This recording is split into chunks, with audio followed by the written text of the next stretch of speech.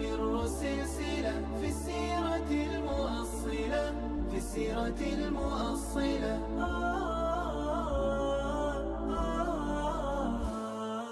الحمد للہ رب العالمین والصلاة والسلام علی سید المرسلین وعلی آلہ وصحبہ اجمعین۔ غزوات النبی سیریز کی اگلی قسط کے ساتھ حاضر خدمت ہیں۔ پچھلی قسط میں ہم یہ بات کر چکے کہ غزوہ خیبر کے بعد اور صلح حدیبیہ کی وجہ سے اللہ کے نبی صلی اللہ علیہ وسلم اور مسلمانوں کو امن نصیب ہوا، جس سے فائدہ اٹھاتے ہوئے اللہ کے نبی صلی اللہ علیہ وسلم نے عرب کے ارد گرد جو بادشاہ حضرات موجود تھے ان کے نام خطوط روانہ کیے۔ انہی میں سے ایک رسالہ اللہ کے نبی صلی اللہ علیہ وسلم نے بصرہ کے حاکم کے نام روانہ کیا۔ یہاں پہ یہ چیز پیش نظر رہے کہ بصرہ اور بصرہ میں فرق ہے۔ بصرہ عراق کا شہر ہے اور اسے سیدنا عمر فاروق رضی اللہ تعالیٰ عنہ نے اپنے دور خلافت میں قائم کیا تھا، جبکہ بصرہ شام کا ایک علاقہ تھا جو اللہ کے نبی صلی اللہ علیہ وسلم کے دور میں ایک تجارتی مقام تھا، اور موجودہ شام کا درعا کا علاقہ جو ہے وہ ابھی بصرہ کے قریب ہے۔ تو ان کے نام اللہ کے نبی صلی اللہ علیہ وسلم نے اس بادشاہ کے نام خط روانہ کیا، جسے لے کے سیدنا حارث بن عمیر الازدی رضی اللہ تعالیٰ عنہ روانہ ہوئے، اور جب یہ اردن جو موجودہ اردن ہے یہاں پہ پہنچے تو اس وقت یہاں پہ قیصر روم کی طرف سے ایک گورنر مقرر تھا جس کا نام شرحبیل بن عمر غسانی تھا۔ تو یہ شرحبیل نے جب یہ سفیر کو دیکھا تو اس کو اندازہ ہوا کہ شاید یہ کوئی اہم پیغام لے کے جا رہا ہے، تو اس نے پوچھا کہ تم کون ہو اور کس کی طرف سے سفیر ہو؟ تو حارث رضی اللہ تعالیٰ نے فرمایا کہ میں اللہ کے رسول صلی اللہ علیہ وسلم کا سفیر ہوں۔ تو یہ سن کے اسے غصہ چڑھ گیا اور اس نے سیدنا حارث بن عمیر رضی اللہ تعالیٰ عنہ کو رسیوں سے باندھ دیا اور بڑے ظالمانہ طریقے سے ان کو شہید کر دیا۔ اللہ کے نبی صلی اللہ علیہ وسلم تک جب یہ بات پہنچی تو آپ صلی اللہ علیہ وسلم کو اس چیز کا بڑا دکھ پہنچا، اور عربوں کے ہاں یہ بات معروف تھی کہ کسی کے سفیر کو قتل کرنا اصل میں اعلان جنگ ہے۔ تو اللہ کے نبی صلی اللہ علیہ وسلم نے فوری طور پہ ان کے خلاف جنگ کے لیے لشکر تیار کرنے کا حکم دیا، اور یہ جمادی الاولیٰ 8 ہجری کا واقعہ ہے، اور یہ غزوہ احزاب کے بعد مسلمانوں کا سب سے بڑا لشکر تھا جو کہ 3000 کی تعداد میں تھا، اور پھر ایسا لشکر تھا کہ جس کی قیادت اللہ کے نبی نہیں کر رہے تھے، اس کے باوجود اس کی تعداد اس سے زیادہ تھی، ورنہ عمومی طور پہ سرایا میں 500-600 سے زائد تعداد نہیں تھی، اور یہ واحد لشکر تھا جس کی تعداد 3000 تھی۔ اسی لیے بہت سے مورخین نے اس کو غزوہ کہا ہے، اور عمومی طور پہ سیرت کی کتب میں اس کا نام غزوہ موتا ہی ذکر کیا جاتا ہے، اور اس کا سبب اس کے علاوہ یہ ہے کہ غزوہ کی جو تعریف علماء کرام نے کی ہے اس میں سے ایک تو یہ ہے کہ اس جنگ میں اللہ کے نبی خود شریک ہوئے ہوں، یا پھر اللہ کے نبی صلی اللہ علیہ وسلم نے اس لشکر کو اپنی نگرانی میں تیار کروایا ہو اور اس کو خود جو ہے وہ روانہ کیا ہو۔ تو یہ سب صفات جو ہے غزوہ موتا میں موجود تھیں، اور اس کے ساتھ ساتھ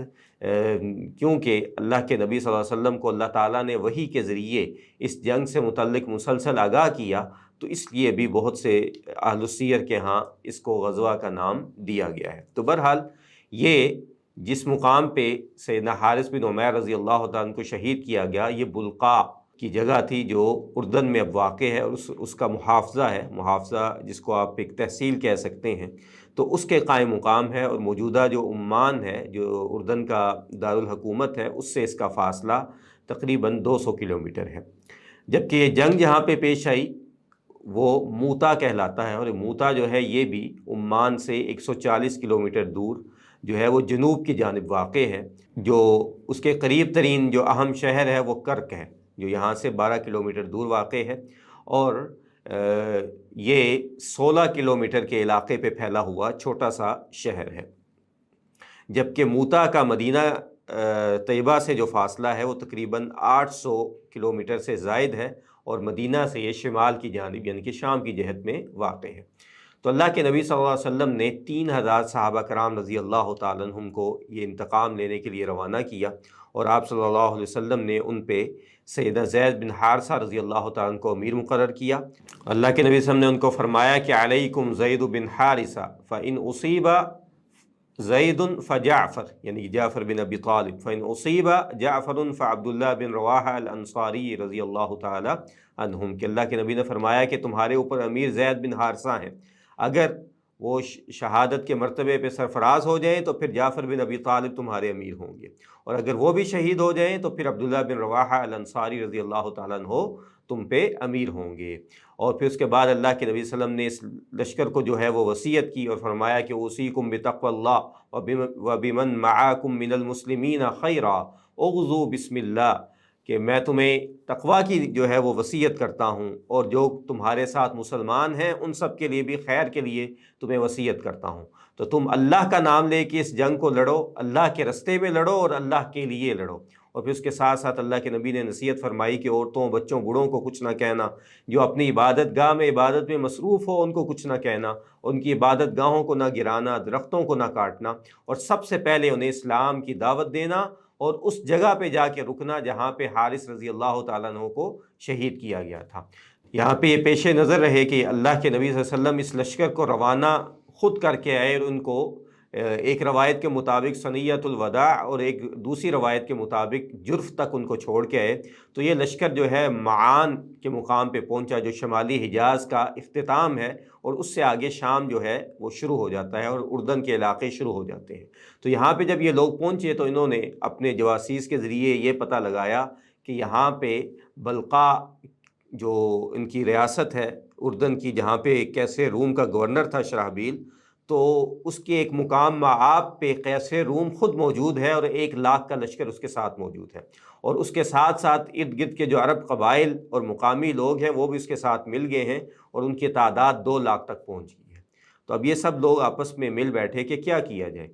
تو کچھ لوگوں نے یہ مشورہ دیا کہ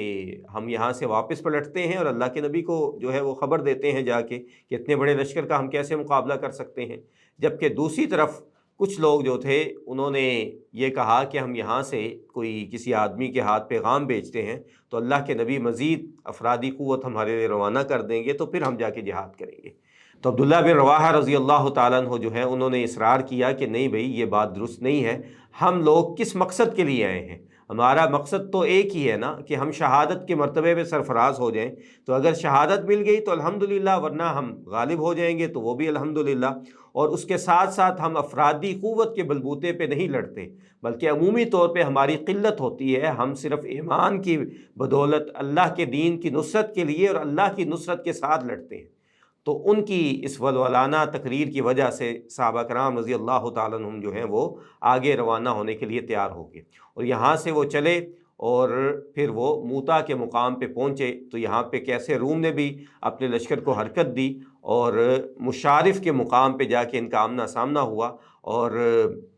سیدنا زید بن حارثہ رضی اللہ تعالیٰ عنہ نے لشکر کو اس طرح مرتب کیا کہ قطبہ بن قتادہ الغدری رضی اللہ تعالیٰ عنہ کو جو ہے وہ میمنہ یعنی کہ لشکر کے داہنے جانب جو ہے مقرر کیا، اور بائیں جانب پہ عبادہ بن مالک انصاری رضی اللہ تعالیٰ عنہ کو مقرر کیا۔ اب جنگ شروع ہوئی تو دنیا کے لیے بڑا حیرت کا مقام تھا، اور بڑا یہ دہشت انگیز اور عجیب و غریب منظر تھا کہ ایک طرف 2,00,000 لشکر موجود تھا اور دوسری طرف 3,000 لوگ موجود تھے، اور 2,00,000 کا لشکر وہ تھا کہ جن کے پاس جو ہے وہ اس دور کے لحاظ سے جدید ترین جو ہے وہ اسلحہ موجود تھا، تلواریں ان کے پاس بڑی قیمتی قسم کی تھیں، جیسا کہ عوف بن مالک اشجعی رضی اللہ تعالیٰ عنہ کی صحیح مسلم میں اور مستدرک احمد میں حدیث موجود ہے کہ وہ فرماتے ہیں کہ یہ صورتحال یہ تھی کہ ان کے پاس جو ہے وہ سرخ اور سفید قسم کے بڑے گھوڑے، ترکی گھوڑے تھے، اور ان کے گھوڑوں کے اوپر جو زین کسی گئی تھیں وہ سونے کی تھیں، اور ان کے تلواروں کے دستے جو ہیں وہ سونے کے پانی کے تھے، اور تلوار پہ بھی سونے کا پانی چڑھایا گیا تھا، اور ان کی تلواریں تیز ترار تھیں، جبکہ اس کے مقابلے میں ہم لوگ جو ہیں ہمارے پاس لوہے کی تلواریں تھیں، اسلحہ کی کمی تھی، اور یہ سب چیزیں جو ہیں وہ اس طرح تھیں۔ اور حتیٰ کہ کہتے ہیں کہ میرے ساتھ ایک ساتھی تھا تو اس کے پاس ڈھال تک نہیں موجود تھی، تو ایک اونٹ ہم نے ذبح کیا تو اس نے اس کی کھال کا ایک حصہ حاصل کیا اور اس کے ذریعے سے ڈھال بنائی۔ تو مسلمانوں کی یہ صورتحال تھی۔ سیدنا زید بن حارثہ رضی اللہ تعالیٰ عنہ جو ہے وہ انہوں نے جھنڈا پکڑ لیا اور جہاد کا آغاز کیا، اور بہادری کے ساتھ لڑتے رہے حتیٰ کہ وہ شہید ہو گئے۔ اب وہ شہید ہوئے تو اس کے بعد اللہ کے نبی کی وصیت کے مطابق جعفر بن ابی طالب رضی اللہ تعالیٰ عنہ نے جھنڈا جو ہے پکڑ لیا، وہ گھوڑے پہ سوار تھے، گھوڑے پہ لڑتے رہے حتیٰ کہ پھر گھوڑے سے نیچے اتر آئے اور گھوڑے کی کوچیں انہوں نے کاٹ دیں اور جھنڈا پکڑ لیا، اور جھنڈا پکڑ کے لڑتے رہے حتیٰ کہ ان کے داہنے بازو کو شہید کر دیا گیا۔ داہنا بازو شہید ہوا تو انہوں نے باہنے ہاتھ میں جھنڈا پکڑ لیا، باہنا بازو بھی شہید ہو گیا تو اس کے بعد انہوں نے اپنے جو ہے وہ گردن کی مدد سے جھنڈے کو پکڑنے کی کوشش کی، تو ایک رومی نے ان کو اتنی زور سے تلوار ماری کہ ان کا جسم جو ہے 2 حصوں میں جو ہے وہ بٹ گیا۔ اسی لیے ان کو جو ہے جعفر الطیار اور جعفر ذوالجناحین کا لقب دیا گیا، کہ کیونکہ اللہ کے نبی صلی اللہ علیہ وسلم نے ان کو کہا کہ یہ جنت میں جو ہے وہ پرندے کی طرح اڑ رہے ہیں، اور ان کے جو 2 بازو ہیں اس کی جگہ پہ ان کو پر عطا کر دیے گئے ہیں۔ اب وہ شہید ہوئے تو عبداللہ بن رواحہ الانصاری رضی اللہ تعالیٰ عنہ نے جھنڈا پکڑ لیا، اور وہ بھی لڑتے رہے اور اشعار کہتے رہے، کیونکہ وہ بہت اچھے شاعر تھے، اور جب وہ مدینہ سے روانہ ہونے لگے تو رونے لگ گئے۔ تو صحابہ کرام نے ان کو کہا کہ اب جہاد کے میدان میں جا رہے ہیں، اب تو رونے کیوں لگ گئے؟ تو کہنے لگے کہ میں نے اللہ کے نبی صلی اللہ علیہ وسلم سے یہ آیت مبارکہ سنی ہے، وَإِن مِّنكُمْ إِلَّا وَارِدُوهَا كَانَ عَلَى رَبِّكَ حَتْمًا مَّقْضِيًّا، کہ اللہ تعالیٰ نے ارشاد فرمایا کہ تم میں سے ہر ایک کو اس جہنم پہ پیش کیا جائے گا، اور یہ اللہ تعالیٰ کا حتمی قسم کا فیصلہ ہے۔ تو مجھے خوف آتا ہے کہ اگر مجھے جہنم پہ پیش کیا گیا تو میرا کیا بنے گا؟ تو صحابہ کرام نے ان کو حوصلہ دیا، تو اللہ کے نبی صلی اللہ علیہ وسلم کو پتہ چلا تو آپ نے سیدنا عبداللہ بن رواحہ کے لیے رحمت کی دعا کی اور کہا کہ تم ان میں سے نہیں ہو۔ تو یہ اللہ کے نبی صلی اللہ علیہ وسلم جب کسی غزوے سے پہلے کسی صحابی کو دعا دیا کرتے تھے تو لوگ جان جایا کرتے تھے کہ اس کو شہادت کی موت اب نصیب ہوگی۔ تو اسی طرح عبداللہ بن رواحہ نے جمعے سے پہلے جمعرات کو چونکہ لشکر روانہ ہوا، اور یہ اللہ کے نبی کی سنت تھی کہ آپ عمومی طور پہ جمعرات کو لشکر روانہ کیا کرتے تھے، تو انہوں نے اللہ کے نبی سے درخواست کی کہ اللہ کے نبی مجھے رکنے دیں، میں جمعہ آپ کے پیچھے پڑھنا چاہتا ہوں۔ لیکن اللہ کے نبی صلی اللہ علیہ وسلم نے فرمایا کہ نہیں، جو اللہ کے رستے میں جہاد کرنا ہے وہ میرے پیچھے جمعہ پڑھنے سے زیادہ افضل ہے۔ تو اس کے بعد یہ لشکر جو ہے وہ اس طرح روانہ ہوا۔ تو اب جب یہ بھی شہید ہو گئے تو اب ثابت بن ارقم، اور ایک روایت کے مطابق ثابت بن ارقام رضی اللہ تعالیٰ عنہ نے جھنڈا پکڑا، اور یہ بدری صحابی تھے۔ تو لوگوں کو کہنے لگے کہ میں اس کا جو ہے وہ اہل نہیں ہوں، تو تم کسی اور کو اپنا امیر بنا لو۔ تو لوگوں نے کہا کہ آپ بدری صحابی ہیں۔ سیدنا خالد بن ولید رضی اللہ تعالیٰ عنہ بھی اس جنگ میں چونکہ شریک تھے اور پہلے اس لڑائی میں شریک ہوئے تھے مسلمان بننے کے بعد،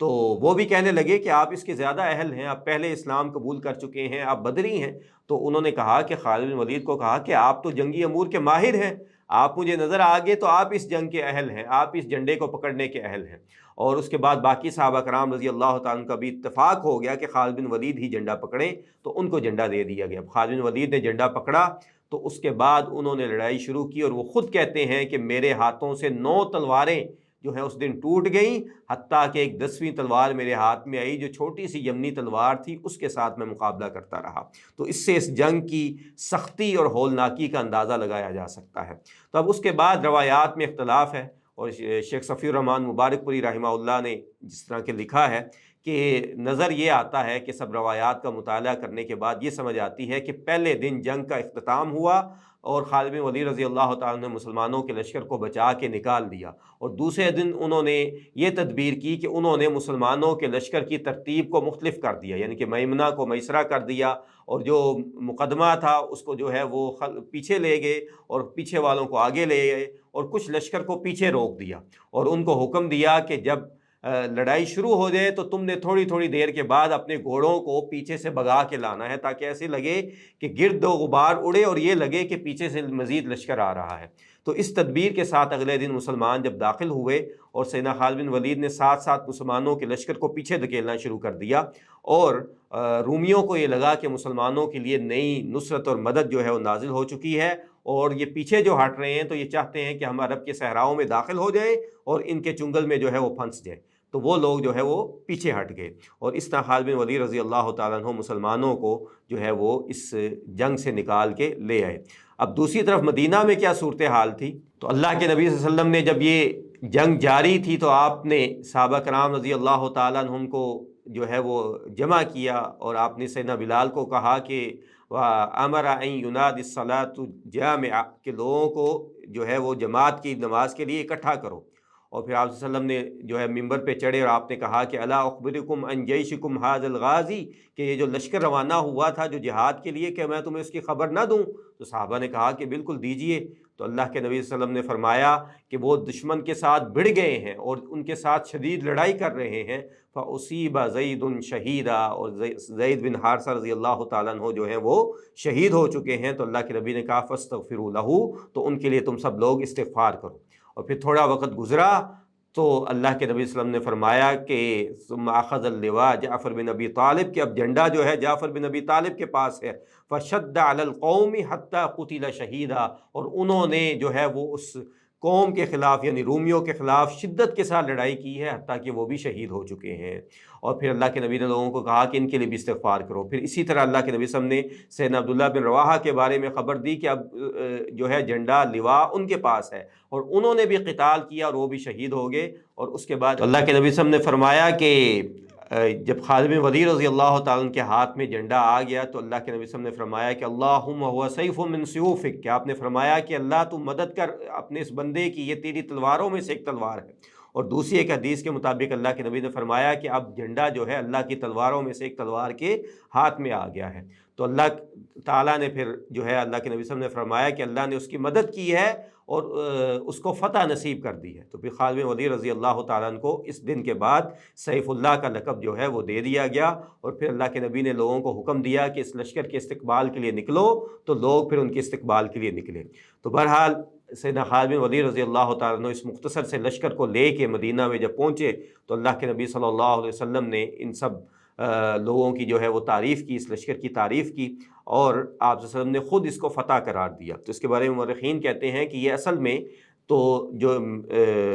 جنگی نقطہ نظر سے دونوں میں سے کسی لشکر کی فتح نہیں تھی، کیونکہ رومی بھی آگے نہیں بڑھے اور مسلمان بھی ان کو شکست دیے بغیر واپس آ گئے، لیکن اس لحاظ سے یہ بہت بڑی فتح تھی کہ 3000 کا لشکر معمولی سا 2 لاکھ لوگوں کے ساتھ بھڑ گیا جو باقاعدہ فوج تھی، اور پھر وہاں سے جو ہے وہ زندہ سلامت سب واپس بھی آ گئے، اور مسلمانوں کی شہداء کی تعداد صرف 12 تھی، جن میں سے 3 مسلمانوں کے سپہ سالار تھے، جبکہ دوسری طرف رومیوں کی بہت بڑی تعداد اس میں ماری گئی۔ اگرچہ وہ تعداد معلوم نہیں ہے، لیکن اس سے اندازہ ہو جاتا ہے کہ تینوں سپہ سالار بہادری کے ساتھ لڑے، اور خالد بن ولید رضی اللہ تعالیٰ عنہ جیسے جری سپہ سالار کے ہاتھوں سے 9 تلواریں ٹوٹیں۔ تو اگر 9 تلواریں ان کے ہاتھوں سے ٹوٹی ہیں تو اس سے پتہ چلتا ہے کہ اس میں رومیوں کی بہت بڑی تعداد ماری گئی۔ لیکن اس جنگ کا بڑا مسلمانوں کے لیے مثبت اثر پڑا کہ اس جنگ کے بعد بہت سے ایسے قبائل جو ابھی تک باغی تھے، جن میں بنو سلیم، بنو غطفان اور بنو اشجع اور فزارہ کا قبیلہ، تو یہ سب لوگ جو ہیں وہ مسلمانوں کے مطیع ہو گئے اور مسلمان ہو گئے۔ اور دوسری طرف پورے عرب میں مسلمانوں کی یہ دہشت پھیل گئی کہ مسلمانوں نے رومیوں کا مقابلہ کیا ہے، جو ان کے نزدیک ایک ناقابل یقین قسم کی بات تھی، اور دوسری طرف یہ بھی ان کو پتہ چل گیا کہ مسلمان جو ہیں ان کو فتح نصیب ہوئی ہے، جس کی وجہ سے جو ہے وہ عرب کے دور دراز کے جو قبائل تھے، خاص کر کے جو شمالی عرب میں جو قبائل موجود تھے، وہ بھی اسلام کی طرف مائل ہوئے، اور یہی جنگ جو ہے بعد میں جو ہے رومیوں کے ساتھ جہاد کا پیش خیمہ ثابت ہوئی، جس کی وجہ سے شام، بیت المقدس اور یہ سارے افریقہ تک کے علاقے جو ہیں سب کے سب فتح ہو گئے۔ اور دوسری طرف اسی طرح اس جنگ سے جو ہمیں اسباق ملتے ہیں، ایک تو یہ کہ اللہ کے نبی صلی اللہ علیہ وسلم نے ایک ہی لشکر کے 3 امیر مقرر کیے، تو اس سے پتہ چلتا ہے کہ ایک ہی وقت میں جو ہے ایک سے زائد جو ہے ولایت الامور ان کو مقرر کیا جا سکتا ہے، اس طرح کہ ایک کے بعد یہ ہوگا، اس کے بعد یہ ہوگا، یہ ناجائز نہیں ہے، بلکہ خود اللہ کے نبی صلی اللہ علیہ وسلم سے ثابت ہے۔ اور دوسرا یہ کہ اللہ کے نبی صلی اللہ علیہ وسلم کی زندگی میں اجتہاد کا یہ ایک موقع تھا کہ صحابہ کرام رضی اللہ تعالیٰ نے مل کے یہ اتفاق کیا کہ اب ہمارے امیر خالد بن ولید ہوں گے۔ اور اسی طرح ان سب کے فضائل کہ اللہ کے نبی صلی اللہ علیہ وسلم نے سیدنا زید بن حارثہ کی جو ہے فضیلت بیان کی، ان کے لیے استغفار کی دعا کروائی۔ جعفر بن ابی طالب کو اللہ کے نبی صلی اللہ علیہ وسلم نے جب ان کے گھر میں افسوس کرنے کے لیے گئے تو اللہ کے نبی نے ان کے بچوں اور ان کی بیوی کو فرمایا کہ جعفر جو ہے وہ جنت کے اندر جو ہے وہ اڑ رہے ہیں، اسی بنا پہ انہیں جعفر الطیار، جعفر ذی الجناحین کہا گیا۔ اور اسی طرح عبداللہ بن رواحہ کو اللہ کے نبی صلی اللہ علیہ وسلم نے جو دعا دی اس کی وجہ سے ان کو بھی شہادت نصیب ہوئی۔ اور اس کے ساتھ ساتھ کہ اللہ کے نبی صلی اللہ علیہ وسلم کا یہ معجزہ تھا کہ اللہ کے نبی صلی اللہ علیہ وسلم نے صحابہ کرام کو مدینہ میں بیٹھے ہوئے جو ہے وہ تینوں جو مسلمان سپہ سالار تھے ان کی شہادت کی بھی خوشخبری دی، اور اس کے ساتھ ساتھ جنگ کا احوال بھی بتاتے رہے، اور پھر خالد بن ولید رضی اللہ تعالیٰ عنہ کا بھی بتایا۔ سپہ سلاری ان کے ہاتھ میں ہے، اور یہ کہ وہ اللہ کی تلواروں میں سے ایک تلوار ہیں، اور پھر یہ ثابت بھی ہوا کہ اللہ تعالیٰ نے ان کے ہاتھ سے بہت سی فتوحات مسلمانوں کو نصیب کیں، اور اسلام کا انہوں نے دور دراز تک بول بالا کر دیا۔ اور اس جنگ کے بعد مسلمانوں کے لیے اب عرب کے اندر کوئی بڑی مشکل باقی نہیں رہ گئی تھی، اور اس کے کچھ ماہ کے بعد ہی مسلمانوں نے فتح مکہ کے لیے پیش قدمی کی۔ تو فتح مکہ کیوں پیش آیا، کیوں مسلمانوں کا صلح حدیبیہ والا معاہدہ مشرکین مکہ کے ساتھ ٹوٹ گیا، اور کس طرح اللہ کے نبی صلی اللہ علیہ وسلم نے اس لشکر کی تیاری کی، اس کے بارے میں انشاءاللہ ہم اگلی قسط میں بات کریں گے۔